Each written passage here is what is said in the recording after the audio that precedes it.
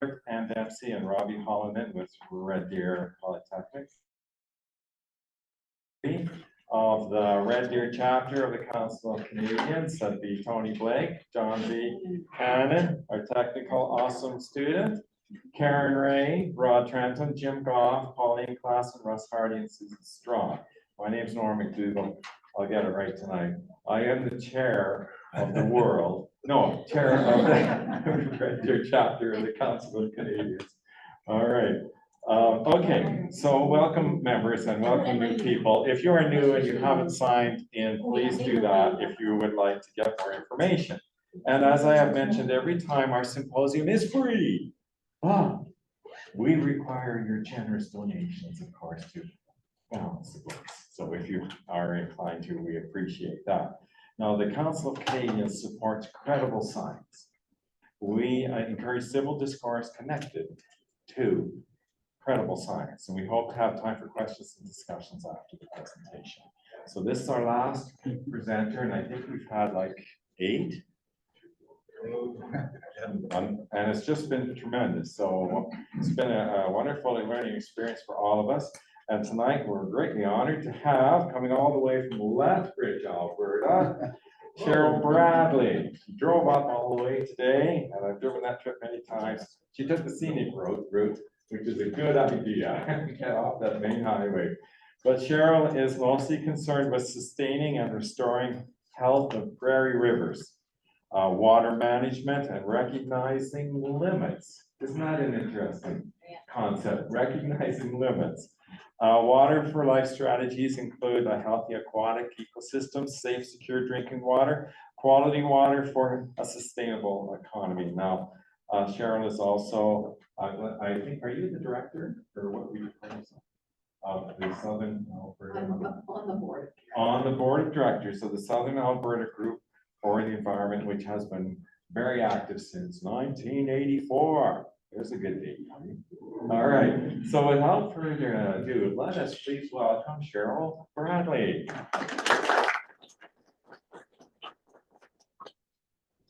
You're welcome.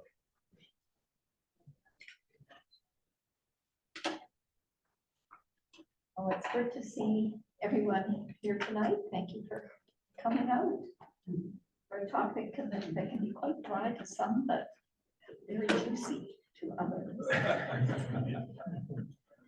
And I sure appreciate the good work of the Red Deer Naturals and the Council of Canadians and the civil society and advancing civil discourse. Can you hear me okay? No, a little louder. Okay. I'll try to keep my voice elevated. I'm not by nature a sort of a projector, but I'll work on it. So thank you for inviting me to this event that recognizes World Rivers Day, the 22nd of September this year. World Rivers Day, launched by the United Nations in 2005, is a day to celebrate rivers and create greater awareness of the need to better care for our water resources. For me, every day is Rivers Day. Since moving to this province in 1971, I've had the good fortune to live, work, and play along the prairie rivers of Southern Alberta. My current hometown of Lethbridge straddles the Oldman River, and I am mindful that the water I drink and wash in comes from the Oldman, and for that, I regularly practice mindfulness and gratitude. For over 5 decades now, the Oldman, Bow, Red Deer, and South Saskatchewan, as well as the Milk Rivers, have captivated my soul as I paddled their waters, hiked their coulees, and camped in the shade of their riparian forests. I'm sure some of you have had those experiences as well. Excuse me, what does the word riparian mean? Riparian means the green zone along the edge of a river where the vegetation has access to water that's provided by the river through the water table. So it's referred to as the green zone. Okay. If you look on a map, you will see a zone of vegetation that is greener along our rivers. And that's because they have access to river valley, the floodplain groundwater that the river provides. Thank you. Okay, yeah. So cottonwood forests are part of it, but so are willows and many other shrubs and herbs. Now, prairie rivers are not just conduits of water.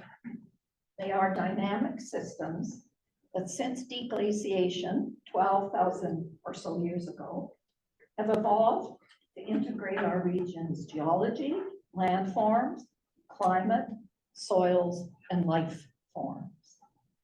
Through my graduate research on cottonwoods in the early 1980s and from subsequent observations, I grew to understand and appreciate the interrelationship of river flows, channel morphology, and life in aquatic and riparian ecosystems. Cottonwoods have evolved to take advantage of spring floods, settling on new river bars created by shifting channels, and growing their roots apace with the declining flows. Mature cottonwoods stabilize riverbanks while sheltering songbirds and other wildlife. 80% of prairie wildlife relies on riparian areas for all or part of their life cycle. And they even shelter humans, these riparian forests. Eventually, as the channel moves, old trees collapse into the river, providing sheltering habitat for fish and other aquatic life during summer drought and spring floods. And so the cycle continues. There are many such stories of interconnection woven into river ecosystems, and it troubles me that all of this has been put at risk by just over 100 years of human intervention. The rivers I will consider in my talk today are the main tributaries of the South Saskatchewan River in Alberta. Do you know what those are? Old Man and Red Deer. Got it. That's exactly. Did you hear that? Old Man and Red Deer. The Bow and Old Man joined at Bow Island to become the South Saskatchewan River and contribute 40% each to the flow of the South Saskatchewan. The Red Deer is the smallest tributary and the last to join, just downstream of the Saskatchewan border. I've been to the forks. It's a glorious place. And the Red Deer contributes about 20% of the flow of the South Saskatchewan. Now, as you heard before, the source of water for the Bow, Old Man, and Red Deer rivers is mostly, that's 80% snow, and as John Pomeroy said, rain on snow, falling in watersheds of the Rocky Mountains and foothills, where it runs off, percolates through groundwater, and into headwater streams. Kevin Van Tegen's presentation a week ago conveyed the importance of maintaining and enhancing the natural storage capacity in headwaters by discontinuing land uses that diminish the capture of snow and rain, and encouraging practices in management and natural processes that restore and maintain water retention and quality. Although prairie watersheds, dominated by grasslands and parkland, contribute very little to river flow, still the integrity of their ecosystems is critical for sustaining ample clean water and is not immune from the impacts of human use. Over the last year, our settler society has changed river flows and triggered a wave of downstream ecological effects on prairie river ecosystems, altering everything from channel form and fish and wildlife habitat to water quality. We sought and continue to seek a steady supply of water from rivers for household use, irrigation, agriculture, hydroelectric power, industrial development, and golf courses. Just as water is essential for a river's survival and well-being, It is fundamental to our individual survival and our society's well-being. However, wise words from those that know water and rivers much better than me advise caution. And I'd like to quote Roland Hall, professor of hydroecology at the University of Waterloo. He says that transition from water abundance to scarcity can occur within a human generation, allowing little time for society to adapt. Luna Leopold, the leading geomorphologist and hydrologist, states, quote, "The management of water resources cannot be successful as long as it is naively perceived from an economic and political standpoint. Water is the most critical issue of our lifetime and our children's lifetime. The health of our waters is the principal measure of how we live on the land." So keep those in mind. And I also want you to hold in mind a key difference in how we talk about river flow. So flow monitoring using gauging stations on river reaches altered by dams and water diversions measures actual flow. They also measure actual flow without dams and diversions.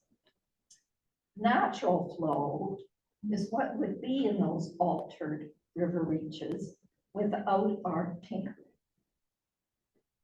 Natural flow for a reach needs to be estimated using calculations that remove the effects of man-made infrastructure. So be aware of that when you look at flow information. During this presentation, I will attempt to differentiate between actual flow that is measured and natural flow that is estimated for prairie rivers. Now, work by Stu Root at the University of Lethbridge determined significant decline in natural annual flow has occurred during the period of record, which is from the early to mid-1900s to the 2003 when he did his work. And it's been declining based on the effects of changing climate, was his conclusion. Declines range across watersheds from relatively modest to about 20%. According to Dr. John Pomeroy, Canada Research Chair in Water Resources and Climate Change, who has spoken to you, predictions of trends in natural annual river flow under changing climate are plagued with uncertainty, ranging from more to less than present. Now, the data he presented a few days ago suggests there will be increased annual discharge likely in Red Deer River. But it is generally agreed among scientists that there will be changes in stream flow timing. Peak flows will occur earlier in the spring. Summer flow will decrease substantially. Winter flows will likely increase a bit, and floods and droughts will be more extreme. Since water licenses first were granted in the 1890s, almost 2/3, or 62% of the mean natural annual flow in the South Saskatchewan River in Alberta has been allocated for use. The Bow and the Oldman, as well as the South Saskatchewan main stem, were closed to new allocations in 2005, each with total water license volume at 70% of mean natural annual flow. In other words, in a year of historical average snowfall and precipitation in the Bow and Oldman basins, 20% more water is allocated for withdrawal than for remaining in the river. Licensed allocation is fixed regardless of weather. So when wetter than average years, it is lower than 70%. In drier than average years, the proportion of flow allocated for withdrawal is higher than 70%. More than 2 years in a row with lower than average runoff in the headwaters risks water shortage for licensed human use in the Bow and Old Man basins. Storing water in reservoirs buffers shortage to some extent, but eventually there's insufficient water to fill existing reservoirs, let alone new reservoirs. This was the situation for the Old Man and St. Mary reservoirs early this past spring, after 2 to 3 years of below average precipitation in the headwaters. They were at 10% or less of their capacity. Without effective efforts to reduce current levels of allocation as well as use, and to ensure sufficient water for the rivers, water management in these basins will be praying for rain a lot.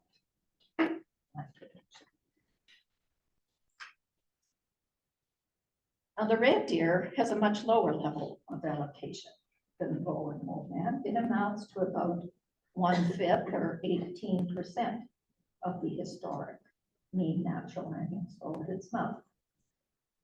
Residents in this subbasin and the river itself are in a much better position to be resilient to climate change. In the Red Deer subbasin, unlike for the Bow and Old Man, water licenses continue to be granted for new purposes. An allocation limit was set for the Red Deer River in the South Saskatchewan River Basin Water Management Plan in 2006.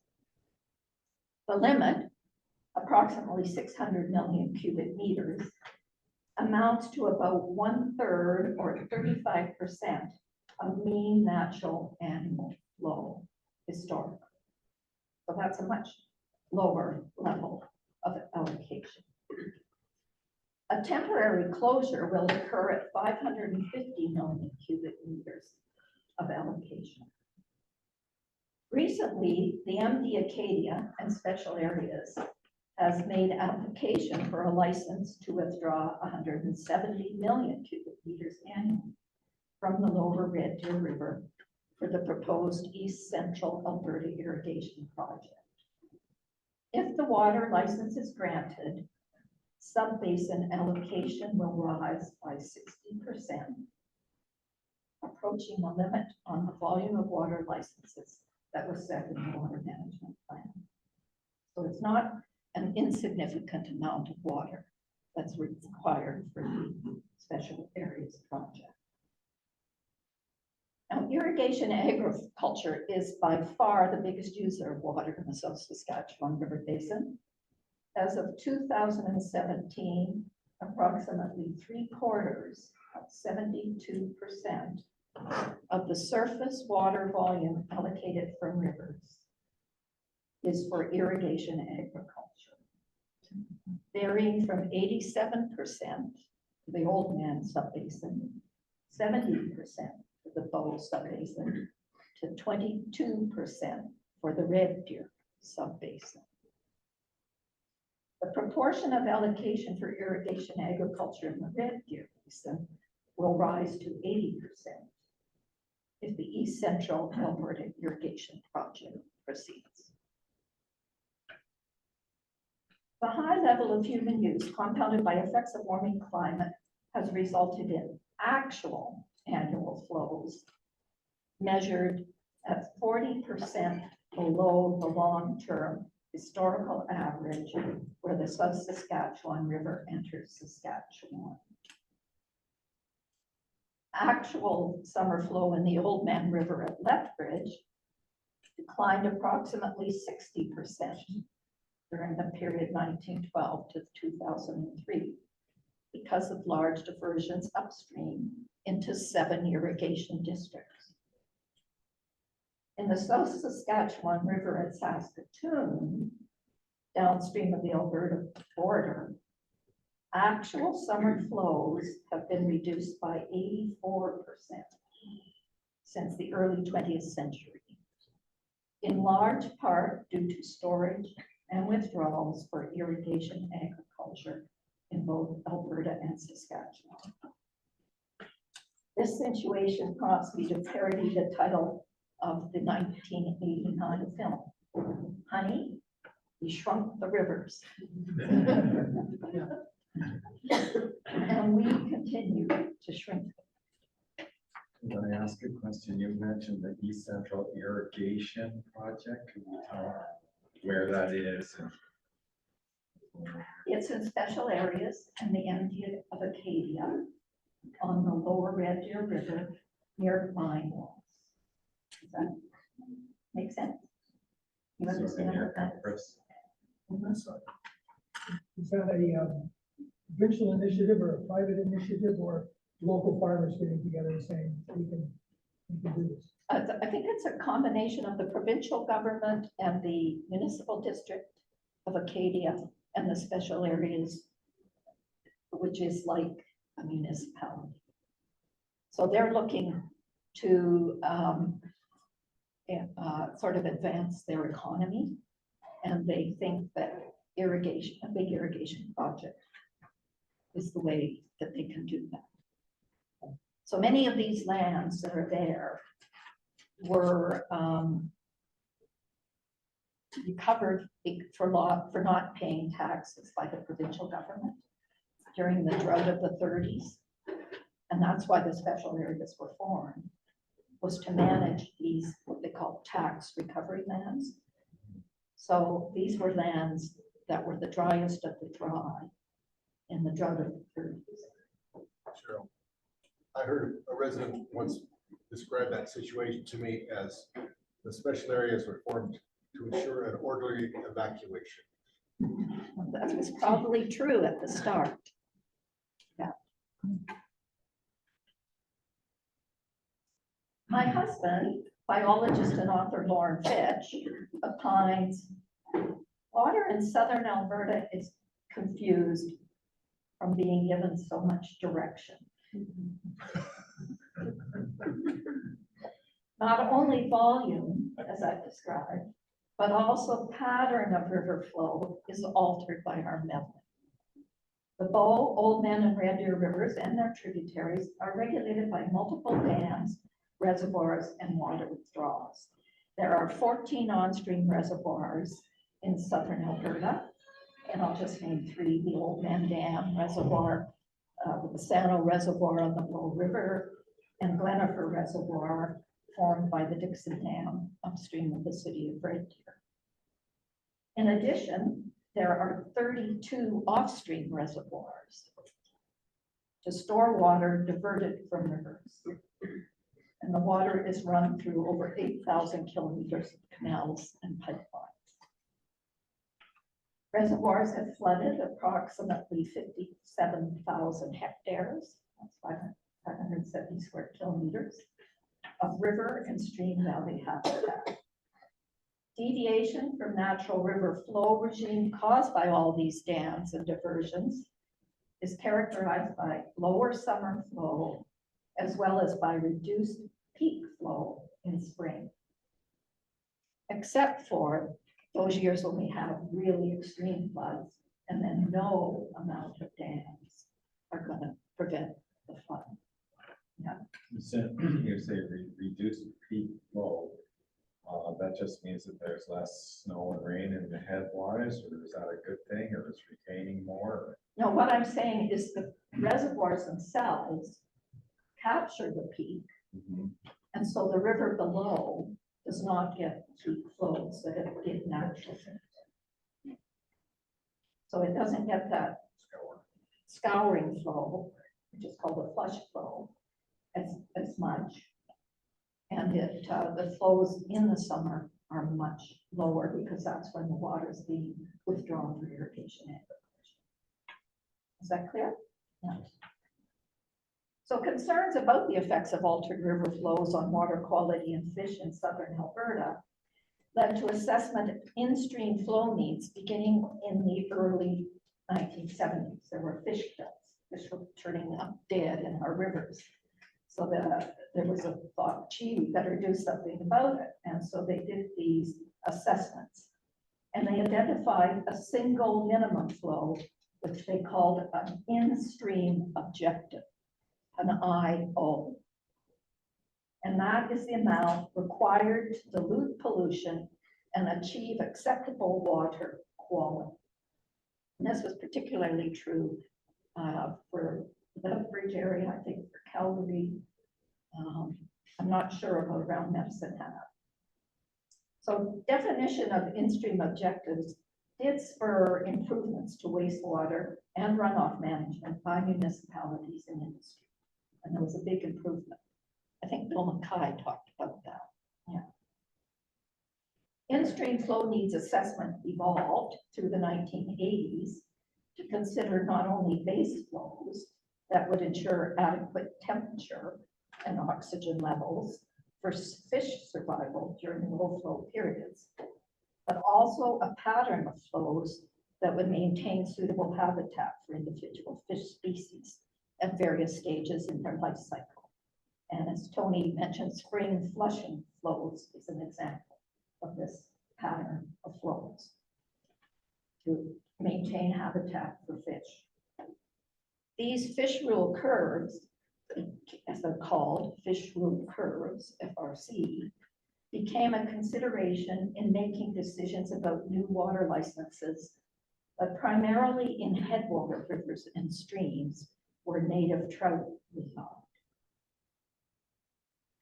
Research in the 1980s and 1990s found that maintaining a natural range of variability in river flows below dams and diversions applies not only to survival of fish, but also to riparian forests. And as I mentioned earlier, research results at the University of Lethbridge showed that spring flooding is needed to create suitable beds for cottonwood seeding establishment, and with a decline in flow gradual enough for roots to keep in contact with the dropping water table on the floodplain. And a maximum limit of 2.5 centimeter per day drop rate was determined. The operation plan for the controversial Old Man Dam, completed in 1991, includes gradual ramping down of flows after high spring floods to encourage cottonwood seeding survival.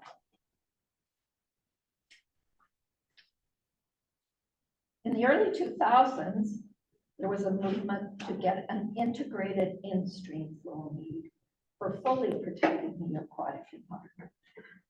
And this was defined by Alberta experts to inform water management planning within the Saskatchewan River Basin. In-stream flow need recognizes the conservation of natural stream flow variability and that rivers are naturally dynamic.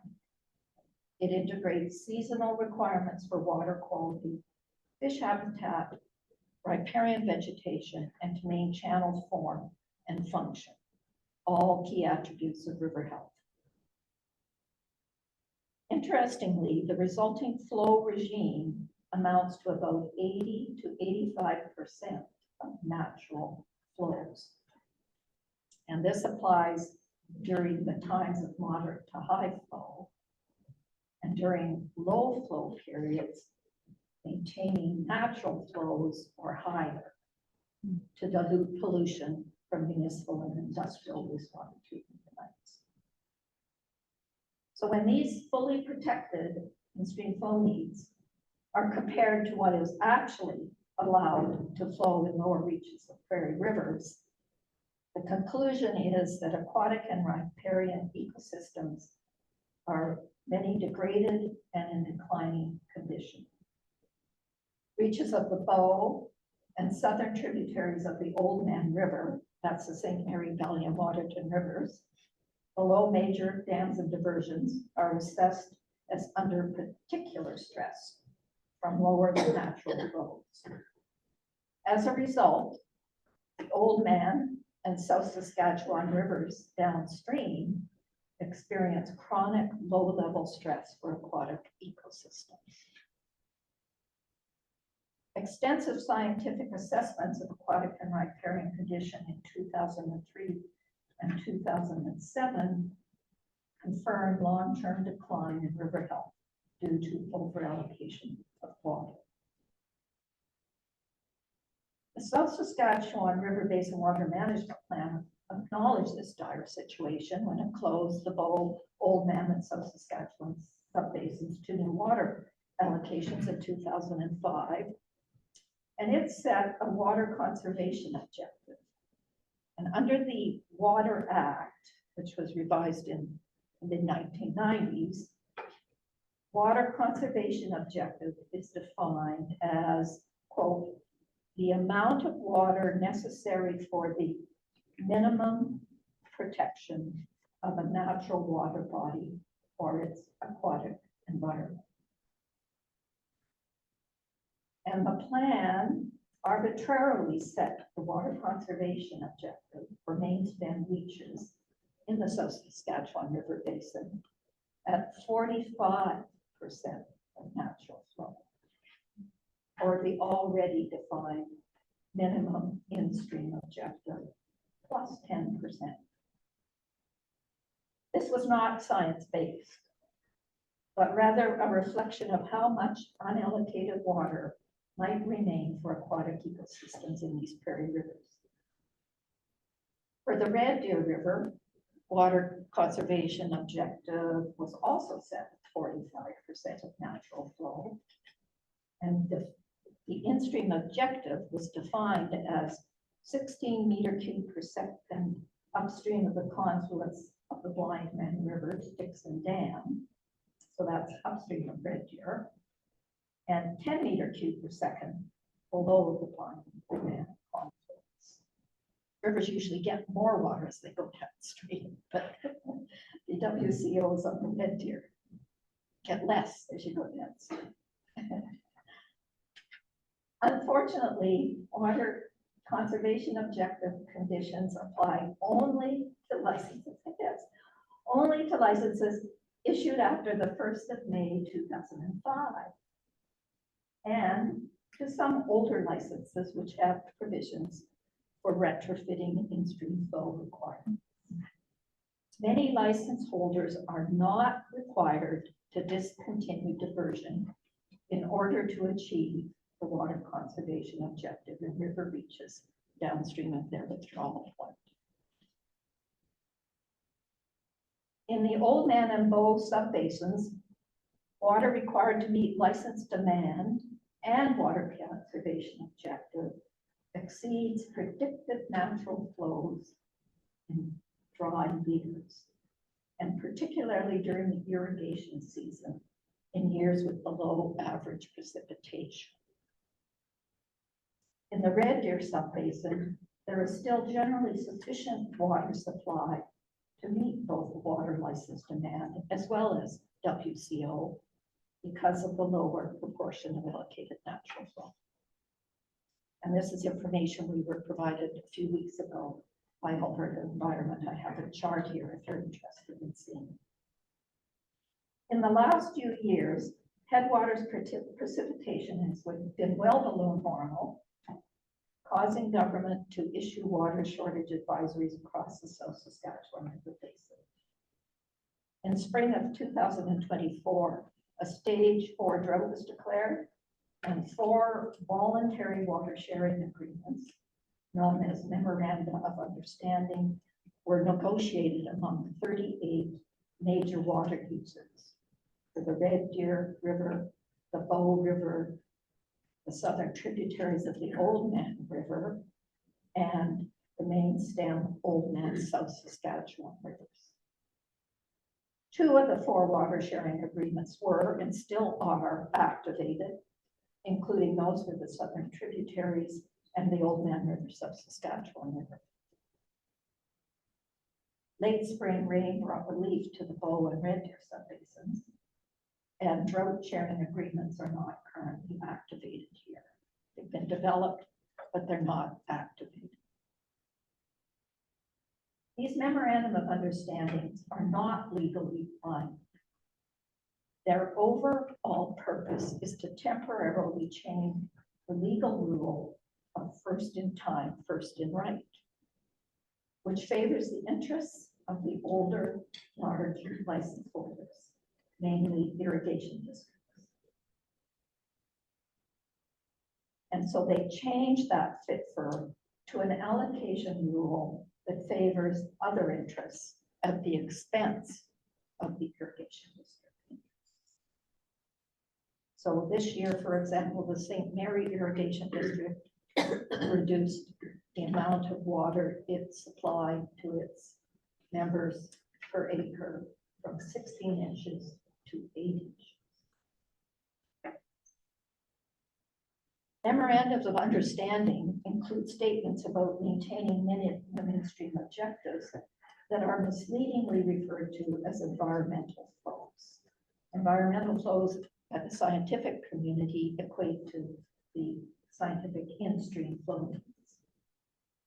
Unfortunately, the minimum in-stream objectives have become targets, and there is no evidence that ecological health of rivers will be sustained. One water manager quipped, "If the minimum wasn't good enough, it wouldn't be the minimum."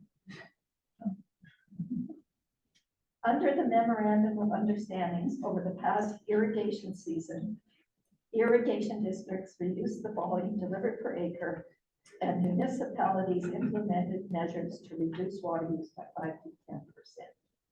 So I think every large municipality has a drought response plan. Dam managers this year captured and diverted into canals and off-stream reservoirs nearly all of the spring peak flow. River flows downstream were flatlined at minimum in-stream objective. So if you look on the albertarivers.ca website, you can see these curves of what would naturally have been in the river, but what actually was in them. This is not a healthy situation for rivers. Predicted increased drought risk for irrigated crops with higher temperatures and evaporation under climate change, and hence increased water demand from irrigation districts, will further exacerbate the situation in years to come. Water conservation objective for river reaches in the South Saskatchewan River Basin, the 45% of natural flow, or in-stream objective plus 10%, although woefully inadequate for protecting river health, is at least a recognition of a danger threshold and provides direction and opportunities to increase in-stream flows and improve the aquatic environment. Unfortunately, a July 2024 performance audit by Alberta's Auditor General found that, quote, "The Department of Environment and Protected Areas has no water conservation objectives in most basins, does not know if existing water conservation objectives are working, lacks robust processes to monitor water pressures, assess risks, and decide when water conservation objectives are needed, and has ineffective processes to approve licenses and monitor compliance, such as not enforcing licensee compliance with conditions." The Auditor General went on to identify consequences of not taking action. Quote, "Failing to proactively identify the need for water conservation objectives or to evaluate and update existing ones increases the risk of water shortages. That could lead to higher costs, shortages of goods, and an inability to meet future water needs for people, businesses, and the economy." In a nutshell, the Auditor General implies that for our most precious natural resource, water, government management focuses on authorizing and facilitating withdrawal from rivers and little else. The 2006 Water Management Plan for the Saskatchewan River Basin was approved by Cabinet after extensive consultation among a variety of interests, and was introduced as reflecting the views of Albertans for a balance between protecting the aquatic environment and water allocation for rivers. 12 years later, in 2018, a review of implementation of the water management plan was completed by the 4 basin advisory committees for 4 sub-basins, the Red Deer, Old Man, Bow, and South Saskatchewan. Their review confirmed, and this is online, their review confirmed that many of the plan's recommendations have been implemented. For example, water transfers and holdbacks in subbasins close to additional allocation were being approved. However, little progress had been made to restore and protect the long-term health of the aquatic and riparian environment.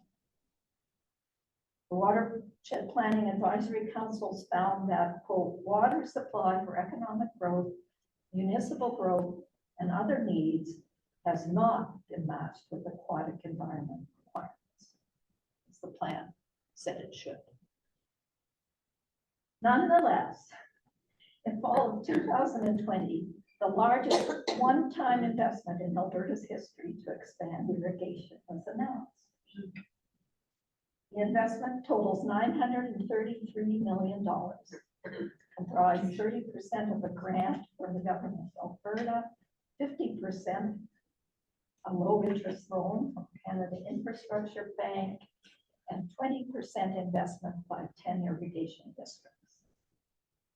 The Alberta Irrigation Modernization Program, or AIM, proposes 92 infrastructure modernization projects, 3 new off-stream reservoirs, and 95,000 hectares of expanded irrigation. Now that amounts to an 18% increase within irrigation districts. Irrigation districts assert expansion will occur using water saves through infrastructure efficiency improvements. But rivers do not get a share of these water savings, even though there is substantial public investment in operating, maintaining, and improving irrigation infrastructure. Furthermore, in 2021, responsibility for operation, maintenance, and assessment of provincially owned water management infrastructure, that's dams and diversion canals, was transferred from Alberta Environment to the new Department of Alberta Agriculture and Irrigation. Current direction for water management in Southern Alberta is towards maximizing use of water for economic growth, primarily irrigation agriculture, with little consideration of impacts on rivers or overall environmental impacts such as potential loss of native grasslands and species at risk habitat from expansion of irrigated acres. Indigenous water rights and rights of junior license holders are not meaningfully considered either.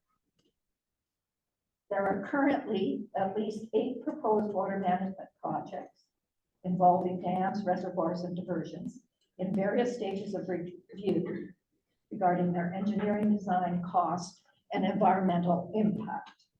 The primary purpose of these projects is to support water supply for expansion of irrigation and agriculture. So included are 3 new or expanded off-stream reservoirs within irrigation districts, the Iremore Dam on the Bow River, downstream of Casano, the Ardley Dam on the Red Deer River, 35 kilometers east of Red Deer, and the East Central Irrigation Project in the Lower Red Deer. There are 2 projects being considered on the Bow River upstream of Calgary, with a purpose for flood control added to a purpose for irrigation expansion. Collectively, these projects would flood dozens more kilometers of river and stream valleys in Southern Alberta, 8,000 hectares at my estimate so far, and alter aquatic and riparian ecosystems for many more kilometers downstream. Approximately 270,000 hectares of irrigation expansion is proposed, with potential impacts on quality of surface and groundwater, as well as greenhouse gas emissions soils, native grasslands, and species of risk. Water loss through evaporation for reservoirs and canals, which is about 70 centimeters per year in southern Alberta, would increase significantly. Alberta would be at increased risk of failing to pass half of natural flow and a minimum of 42.5 meter cube per second to Saskatchewan, as required under the Master Agreement on portion. And total cost to Saskatchewan watching that pretty carefully. they are, and I think that's why they've gone ahead and announced they're gonna expand irrigation in Saskatchewan without having completed a feasibility study. So I think they're trying to get ahead of Alberta's irrigation expansion. Secure the water they need for that. So would the federal government maybe have to, like, would Trudeau have to get involved? One would hope, but our experience, we've asked the federal government to be involved in the review of these projects, and this happened right around the time the Environmental Assessment Act was being challenged by Alberta, and the federal government backtracked off. They said that the province would review. Yeah.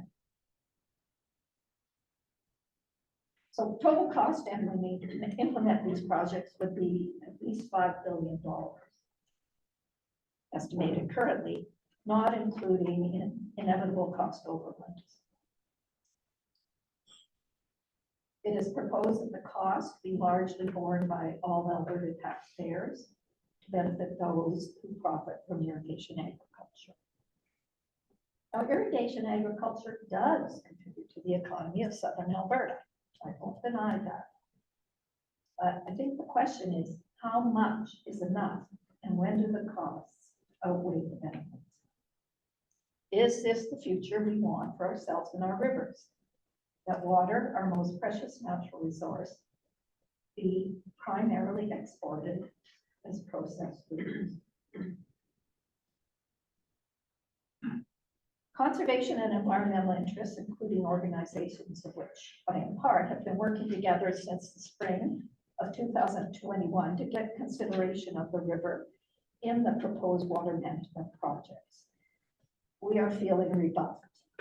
Our voices of concern for the rivers are not welcomed by those with visions of economic and political gain from their support of expanding irrigation to fuel a growing food processing industry.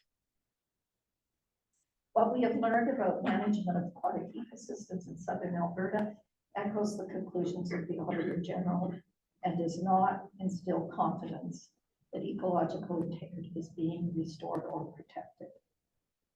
Now, I have a list of several learnings. Do you still have attention for that or am I?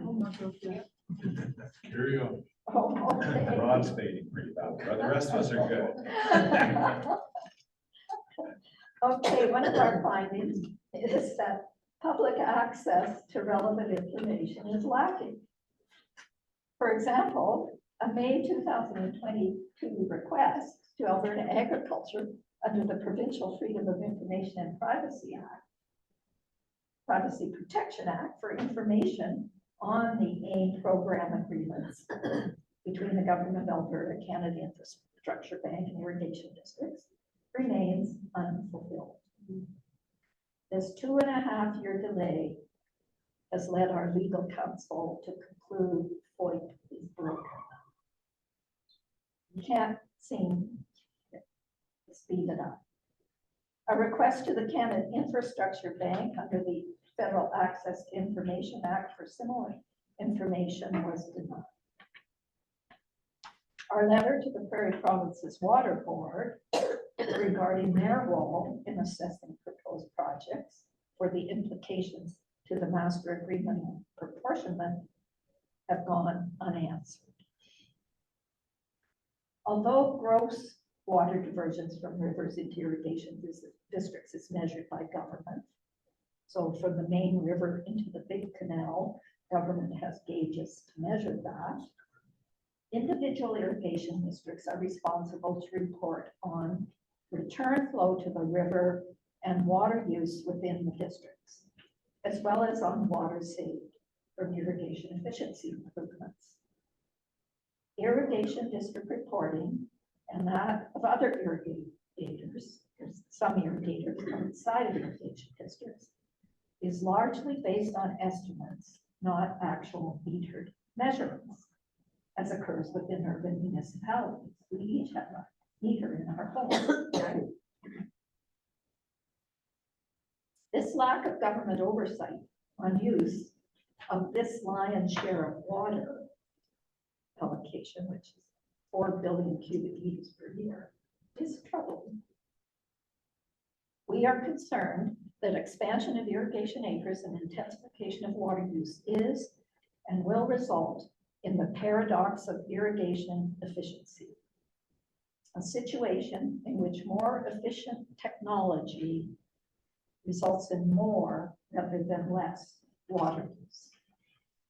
And this has been demonstrated to occur in other semi-arid regions of the world where irrigation agriculture occurs. The potential consequences for already overallocated rivers and for the well-being of our society in the long term are troubling to contemplate.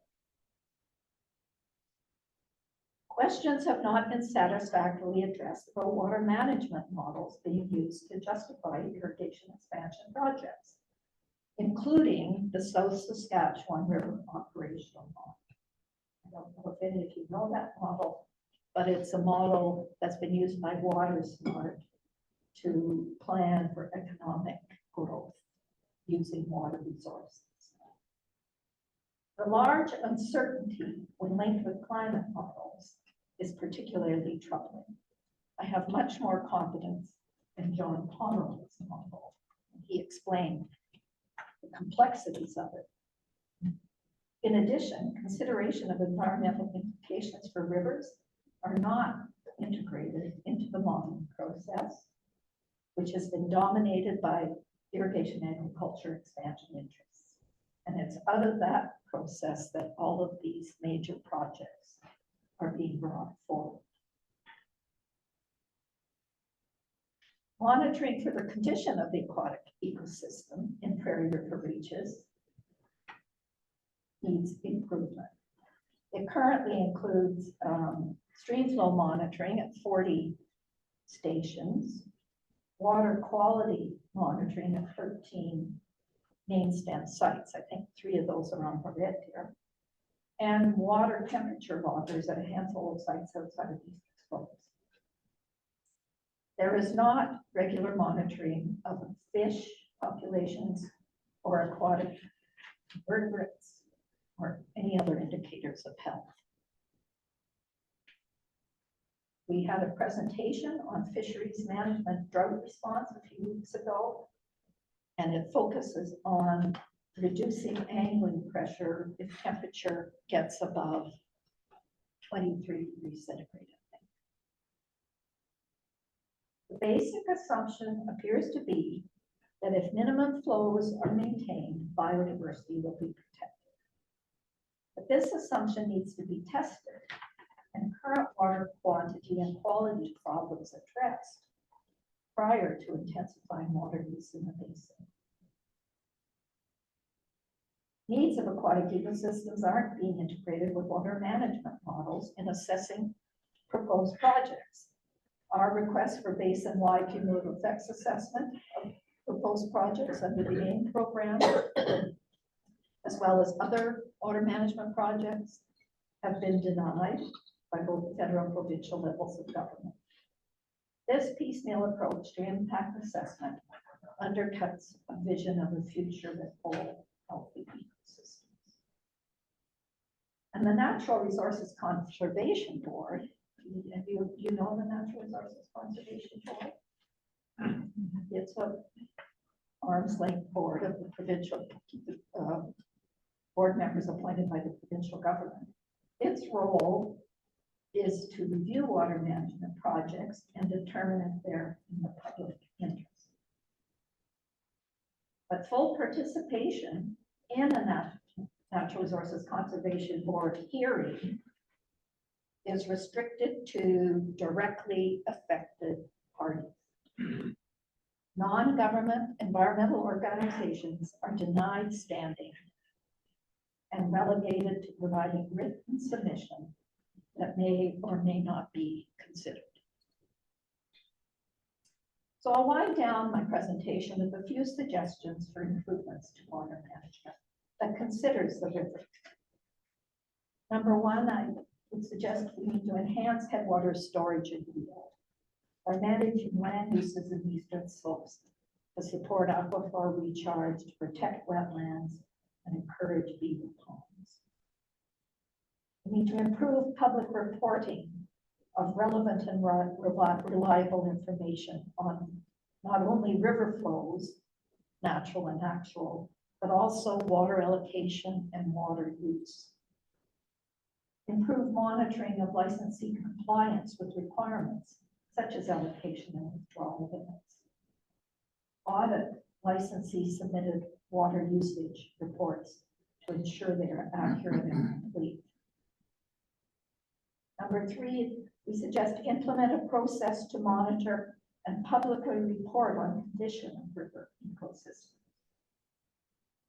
For example, evaluate the effectiveness of water conservation objectives in maintaining, restoring health of aquatic ecosystems, and revise those conservation objectives as needed. Change the South Saskatchewan River Basin Water Management Plan to allow retroactive application of water conservation objectives to all licensees. And implement a process to monitor the achievement of water conservation objective and publicly report the results and address failures to achieve them. Number four, use reliable predictive water management models with acceptable levels of uncertainty to understand future climate and stream flow and adjust growth aspirations and water use practices accordingly based on risk assessment and application of the precautionary principle. That's where limits come in. Improve forecasting of flood and drought. Suggest implementing a regional cumulative effects management approach in review and approval of applications relevant to surface water management. That includes current projects as well as ones being seriously considered. Require a robust environmental impact assessment of all proposed water management projects involving dams and reservoirs, and avoid project splitting by including assessment of necessarily incidental activities, such as expanding the irrigated acres needed to pay for the investment in expanded storage infrastructure. Currently, the terms of reference for projects by the irrigation districts omit any consideration of expanded irrigation. Public interest in ecosystem health is legitimate and needs to be considered in our natural resources conservation review and decision-making regarding the public interest aspects of projects. So we suggest broadening the definition of directly affected to include legitimate interests. Develop and implement processes for integrated transboundary management. Conflict with neighboring provinces is not productive. And the recently created Canada Water Agency is a step in the right direction. I think Bob Sanford mentioned it perhaps, but provinces seem reluctant to engage. So there's an office of the Canada Water Agency in Winnipeg, but it's all federal currently. Some rivers in the world have been granted legal personhood, including Quebec's Magpie River. This designation recognizes rivers have rights, the right to flow, maintain natural rhythms, support biodiversity, and have human caregivers to seek redress for damage. Prairie rivers have none of these protections yet. And I was interested to see that the Southern Manitoba Chiefs are asking a judge to legally recognize Lake Winnipeg as a person with legal rights. It'll be interesting to follow, because poor Lake Winnipeg suffers from all the withdrawal we do in Alberta and Saskatchewan. The Indigenous group in the Cumberland Delta and Lake Winnipeg is the Cumberland House in the South Saskatchewan Delta is dismayed. Their livelihood has disappeared because the Delta is drying up. We are at an inflection point in water management in Southern Alberta. For our rivers to continue to support us and the whole ecosystem, we need to recognize our natural limits and stay in balance with ecosystem function. I don't need to tell a group of naturalists or Council of Canadians that. The signs are clear that we are already crossed the tipping point. Our prairie rivers are over allocated and climate change will only worsen the situation. We need to prioritize the value of at least conserving what is left of in-stream flows and recognize that we have reached the natural limit of our water supply and plan accordingly. I would not like to see us in a situation like what is happening in the Southwest US right now.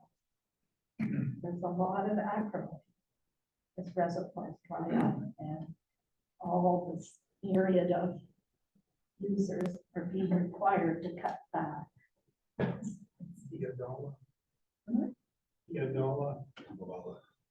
Yeah.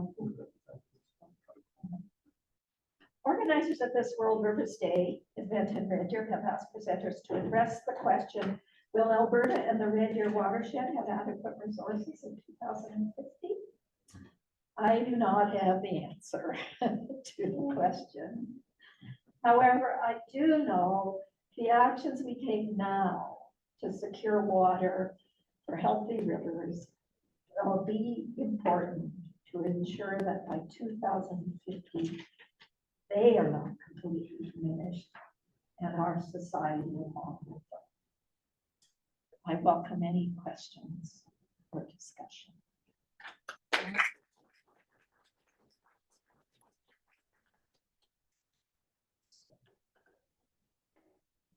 You think it's time to rethink the whole licensing process? I'm wondering, the whole idea of first in time, first in right, that doesn't support need.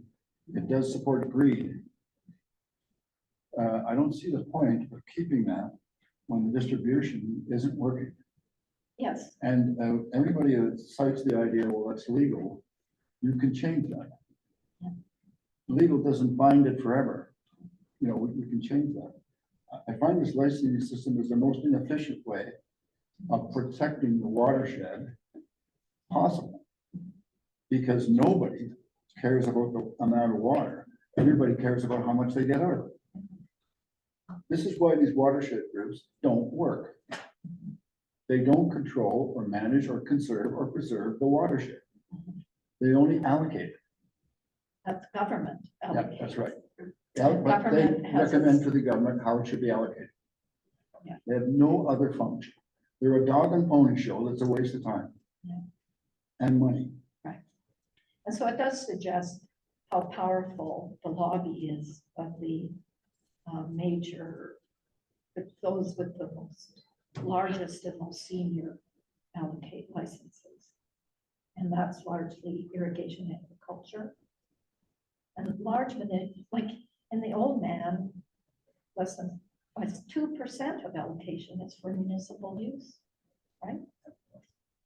And that's not gonna, I agree with you. I don't know how we resolve growth in the future.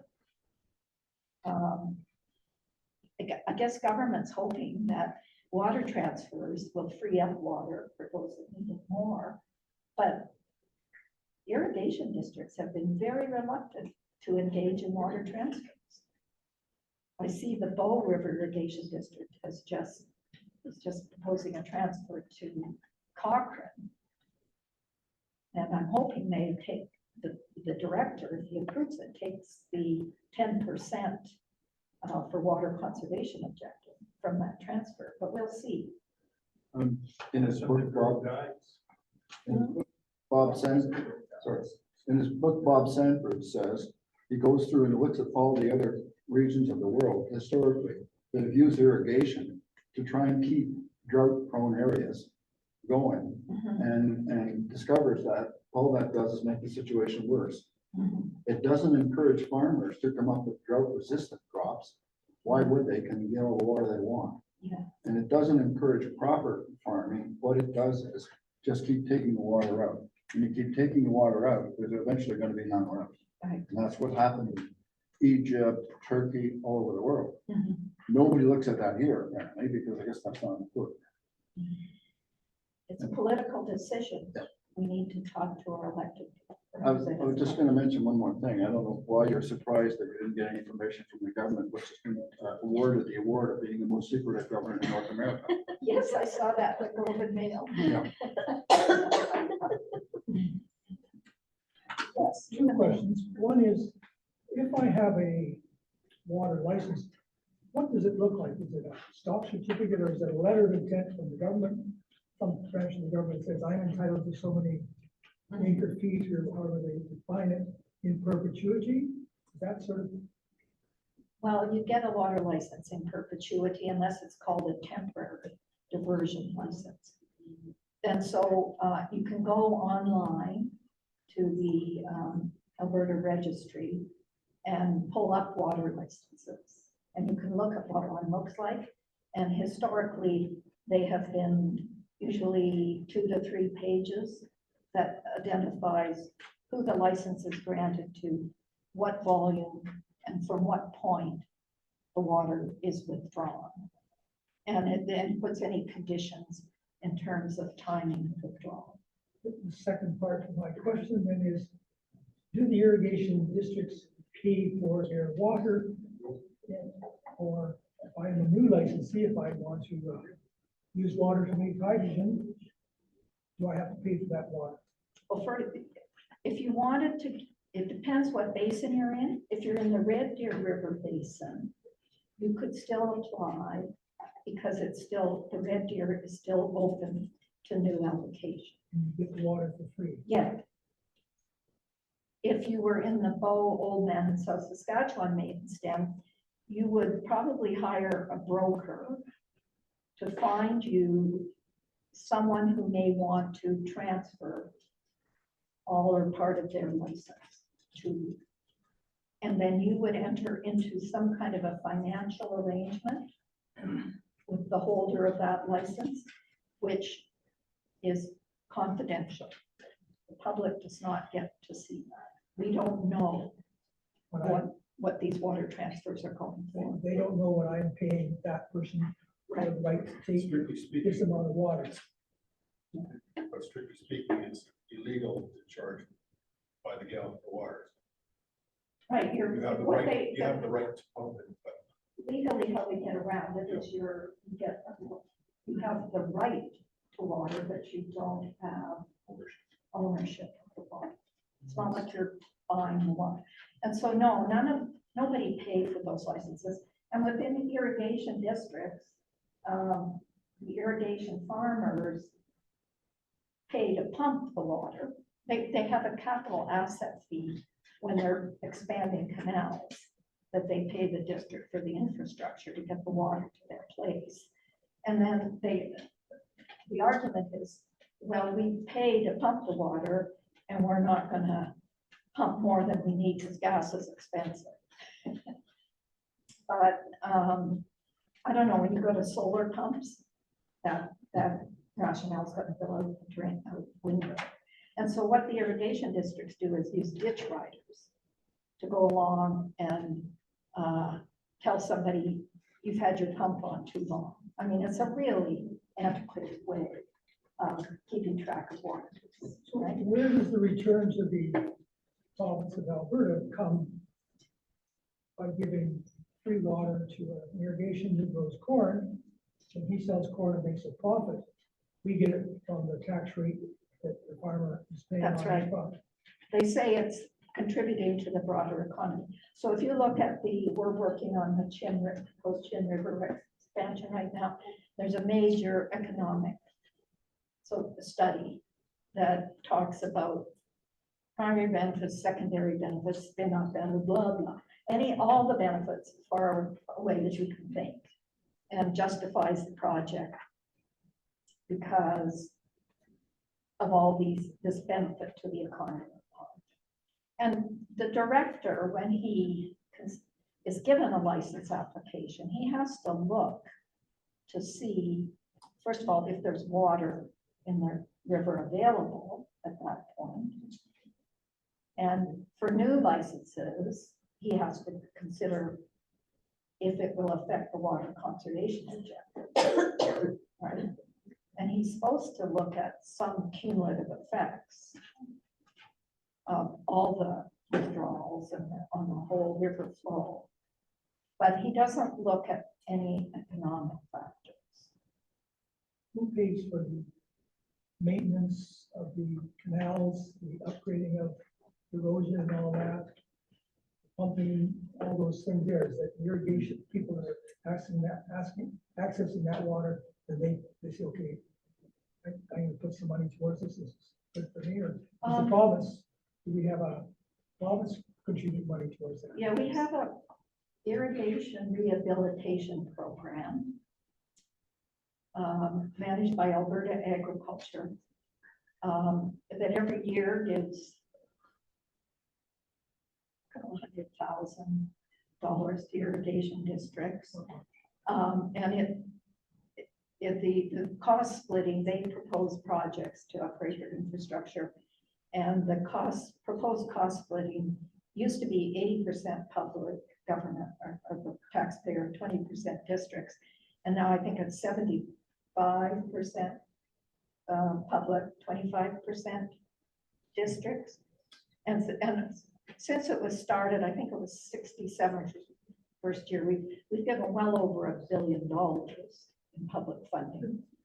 But, and the districts have spent 25% of that, right? And so but this recent Alberta Irrigation Modernization Program, that's a split of a grant from the province of Alberta to modernize their infrastructure of 30% of the cost. And then the Canada Infrastructure Bank has forwarded a low interest loan to irrigation districts, 35-year payoff at 1%. And districts themselves are ponying up 20%. Now it'll be interesting to see if they pay, because irrigation districts have had to be bailed out 2 or 3 times in their history by government. So I don't know how, I'm hoping there's more astute managers now, you know, and yeah. Well, Southern Alberta, but this whole special areas, like to irrigate over there, we're not gonna just salinize that soil, which is a thin soil compared to as you move this way. Well, they looked at the soils, they're mapping the soils, and I don't know how many of you knew Jerry Elbert, but he passed away a few weeks ago. He was working on this whole soils thing, because he was very knowledgeable of it. And he had been in touch with special areas, agrologists. And they were mapping the soils, and they maintain there are sufficient soils that are not solonetzic, like that are somewhat chernozemic for the irrigation.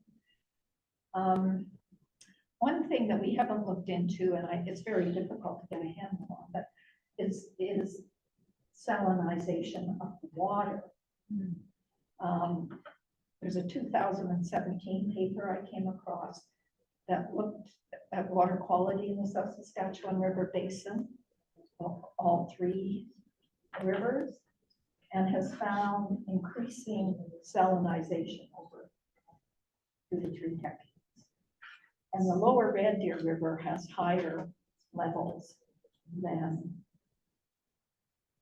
as some of the highest levels of salinization. He attributes the increase to irrigation, agriculture, fertilizers, and that sort of thing. But also to municipal releases, where you're getting some salts into them. So that's another whole different issue. Just following up kind of what Ron's saying there, what about the situation with the eastern slopes of the coal mine that appears to be continuing its exploration and possible development there? How, what's the latest on that, and how do you think? Well, you know, part of the project is the MDA branch lines, municipal district branch lines. They don't want it. They went to the hearings and opposed the Grassy Mountain Mine. So they have launched a court challenge to say that the energy regulator should not be considered an application. That the project has been turned down by a joint panel, and it's done. It's not an advanced project. Yeah. Now they probably won't get their decision for several months by the judge. This work still continuing on, no? Meanwhile, the municipality of Crow's Nest Pass, who does want the mine, is holding a referendum of its citizens to see whether the majority of citizens want it or not. Because I guess they're feeling conflicted. And so I don't know why they think a referendum is going to solve it for them, but that referendum's happening next month. And meanwhile, the people who intervened in the first Grassy Mountain hearing have engaged a lawyer and are gearing up to argue again about why the exploration. This is a request for exploration, and they're gearing up to argue that this exploration permit should be allowed. And the water licensing stuff related to this is really quite interesting, because originally